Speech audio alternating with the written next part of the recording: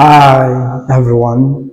Now let's quickly look at this question here. A stone is dropped from rest from a height of 45 meters. Calculate the time it takes to reach the ground. Take acceleration due to gravity equals to 10 meters per second square. All right, this is a jump question and it's a very simple question there. What you need to do now is to first of all take down those things that are given, those parameters that are given. First of all, when a stone is dropped from rest, really, it simply means that initial velocity when dropped is 0.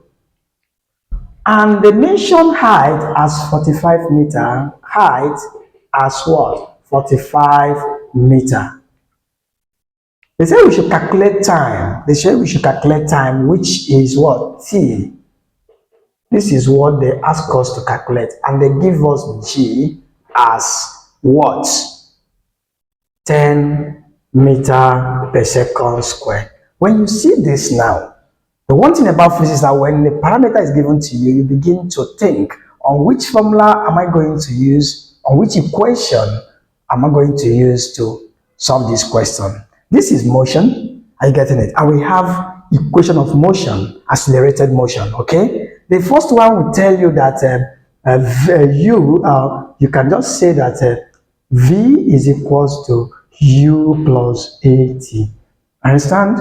Or you say v is equals to u plus what? gt. You can put it plus or minus. Why do you put this? Because sometimes when it is coming down, the velocity become negative. When it's going up, it will become positives. Okay, so that is what happened there. Now, but the one we're going to use, because if you look at this place now, you see that it is not complete, because if you use this, where is the height?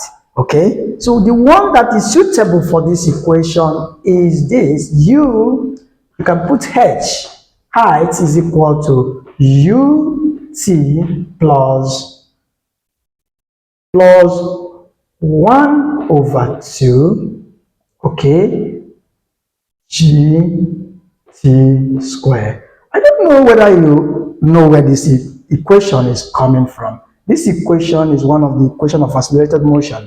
We generated it from this equation 1. From this is equation 1, and this thing is just a definition of acceleration.